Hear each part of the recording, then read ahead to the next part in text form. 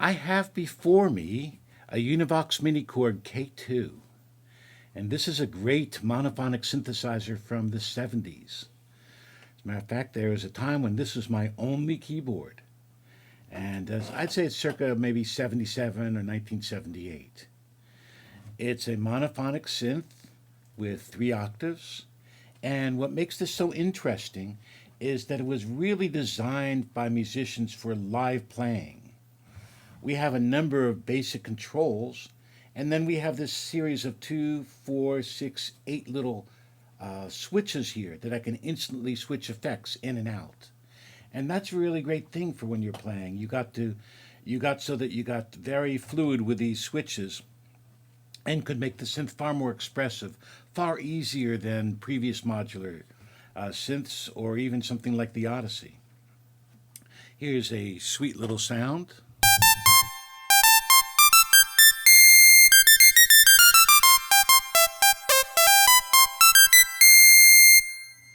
And that was sort of like a flute-like sound. And if I want to make this little percussive,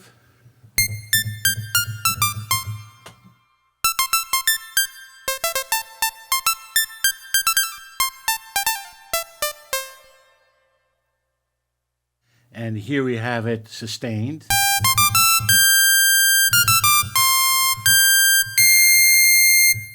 We have over here, we have stops. So we have a 2-foot, 4-foot, 8-foot, 16-foot, 32-foot stops. It's like what they have in pipe organs. So here's a 2.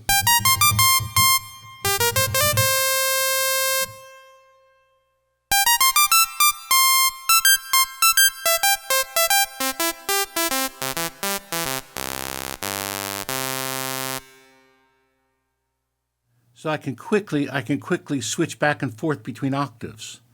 Well, that's great. I can pull in effects like portamento. See if I have something.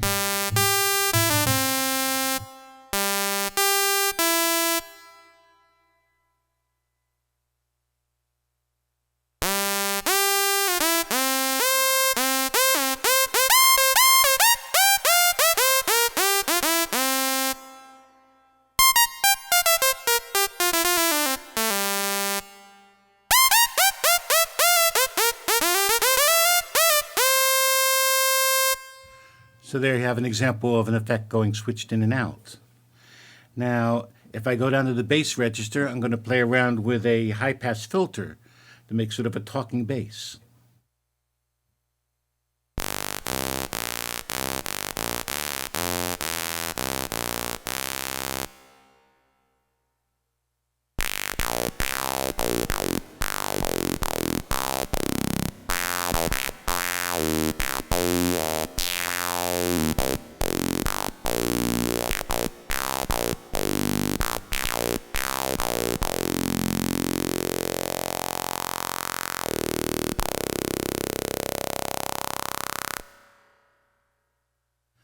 That's a pretty versatile control. In other words, you can literally play with your right hand and use your left hand to do effects, which was also a great thing on this particular monosynth. Now, we have vibratos. For instance, if I take it up here,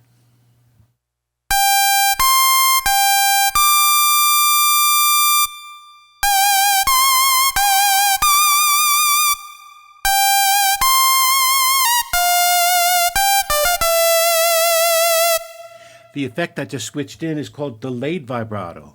And what you can hear is you can hear the sound first be plain and then it goes into a vibrato. That's really good for a singing sound.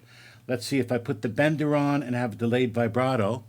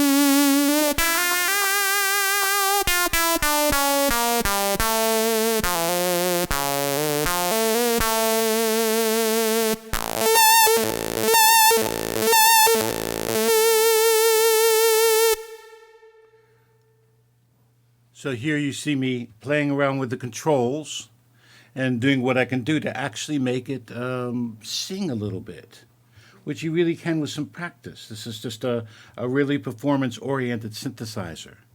Now, it does play one note, just one note at a time, so you find that you adjust your keyboard technique so that that doesn't become a problem anymore. You get out of your habits of playing many notes at once and just do one.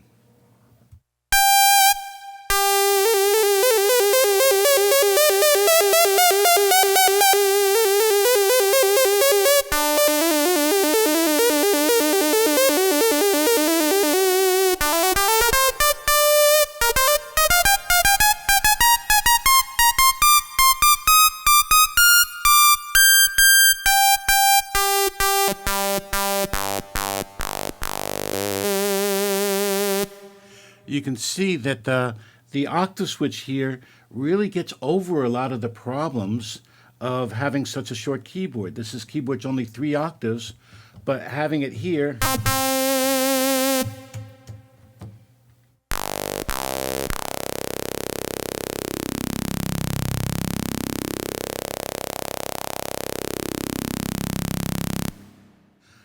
we'll add a little more growl to that. How about, there we go, or even more. That's a little much. Try this.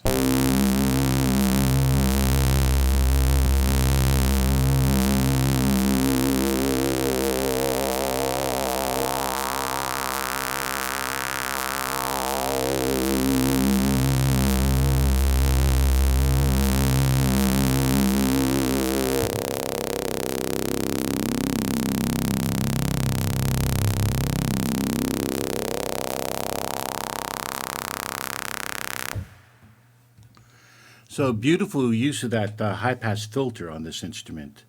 This was the first instrument I'm aware of that had a low-pass enough high-pass filter that you could sort of run both at the same time, that you could run easily off of each other. So with this, this instrument would take the lead in typically, whether it's a band or whatever you're doing, it would play the lead line, or it could play a wonderful bass line. I use this for a lot of bass line things.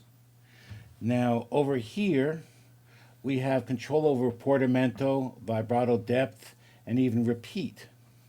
Let's see, let's take a look at repeat. First, let's make a...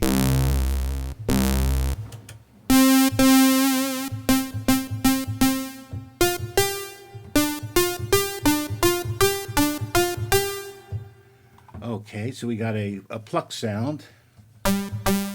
Let's take this repeat.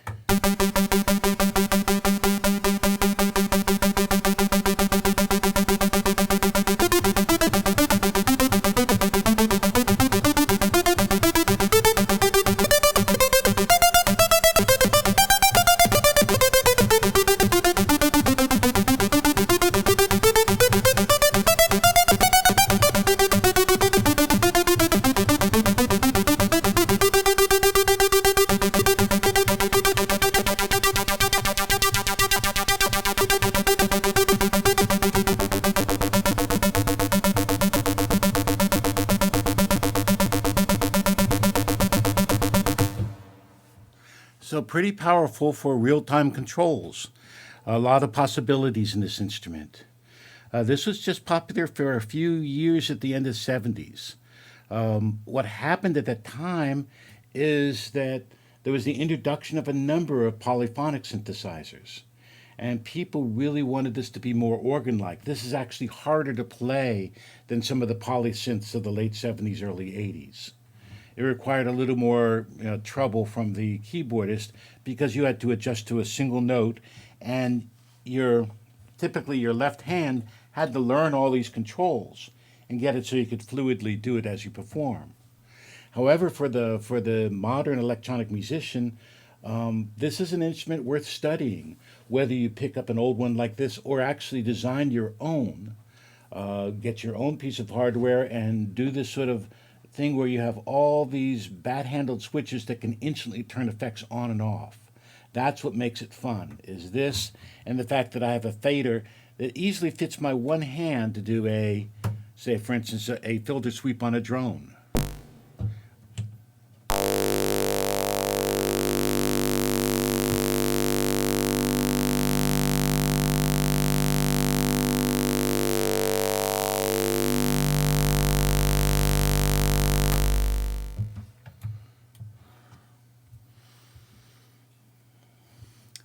So this is just a quick demo of some of the wonderful sounds in the Univox Mini-KORG K-2 that influences modern synths today. You can pick up, there are many free examples of this sort of instrument. In other words, there's lots of free monophonic synths and software instruments and inexpensive ones. The lesson to be learned with this one is, well, if you have a virtual synth, it's hard to do this with just a mouse and a mouse button. You really want to set up a control surface, like a nano control or some form of control surface that would replace all these knobs with the instant touch.